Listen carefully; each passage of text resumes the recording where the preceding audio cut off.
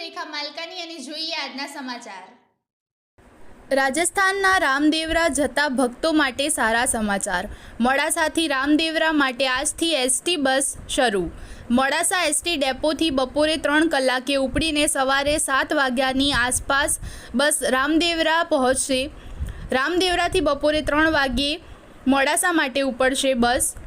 મોડાસાથી Ambaji, Abu road, શિરોહી, પાલી, જોધપુર, પોકરણ થઈ રામદેવરા પહોંચશે બસ। મોડાસા રામદેવરા માટે 51 સીટિંગ ડિલક્સ બસ મુકાશે। મોડાસાથી રામદેવરા બસ શરૂઆતની જાહેરાતથી ભક્તોમાં ઉત્સાહ। અરવલ્લી અને સાબરકાંઠા જિલ્લામાંથી મોટા પ્રમાણમાં ભક્તો રામદેવ પીરની સમાધિના દર્શનને જતા હોય છે। સૌપ્રથમ સામાજિક કાર્યકર જયેશભાઈ કામરાજ દ્વારા આ બસની માંગ કરવામાં આવેલ અને તેઓશ્રીએ ગુજરાત રાજ્યના પુરવઠા મંત્રી ભીખુસિંહજીને રજૂઆત કરેલ। ત્યારબાદ મંત્રીશ્રીની સરકારમાં રજૂઆતથી આ રૂટની બસ મંજૂર થયેલ છે।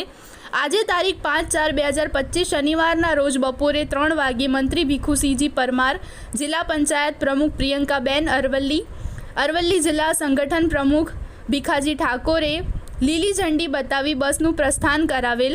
આ બસ પ્રસ્થાન કાર્યક્રમમાં નગરપાલિકા પ્રમુખ નીરજભાઈ શેઠ, મોડાસા શહેર સંગઠન પ્રમુખ વિપુલભાઈ કડિયા, કેતનભાઈ ત્રિવેદી, તારકભાઈ પટેલ, પ્રભુદાસભાઈ પટેલ સૌ હાજર રહ્યા હતા।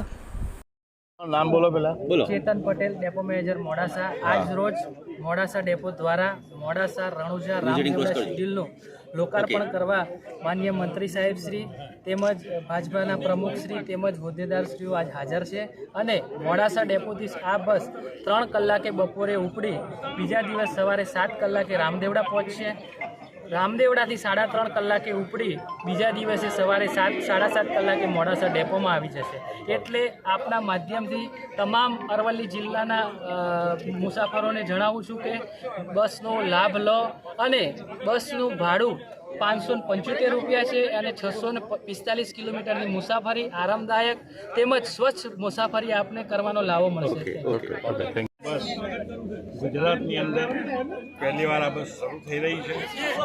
આમ તો આ વિસ્તારના જે ભાવિક ભક્તો છે એમની ઘણા વર્ષોથી આ માગણી હતી, પરંતુ આપણી ગુજરાતની રાજ્ય સરકાર અત્યારે પ્રવાસન ધામો ઉપર બહુ જ મહત્ત્વ આપી રહી છે સરકારોમાં, અને એના અનુસંધાનમાં અમારા જે મંત્રી છે વાહન વ્યવહાર મંત્રી રાજભાઈ એ પણ ખૂબ ઉત્સાહી છે અને ઘણા બધા ધાર્મિક સ્થળો પર મેં આ રીતે બસો ચાલુ કરી છે। પણ વિશેષ કરીને વારંવાર હર્ષભાઈને મંત્રીશ્રીને મેં વાત કરી કે ભાઈ અમારા વિસ્તારના લોકોની આ એક બહુ માગણી છે અને તમે જલ્દીમાં જલ્દી એમને સંતોષ અપાય, તો એના ભાગરૂપે આજે મારા જિલ્લાના તાલુકાના ઘણા બધા આગેવાનો અહીંયા ઉપસ્થિત રહ્યા છે અને એમની હાજરીમાં આજે અમે આ લીલી ઝંડી હવે આપવા જઈ રહ્યા છીએ।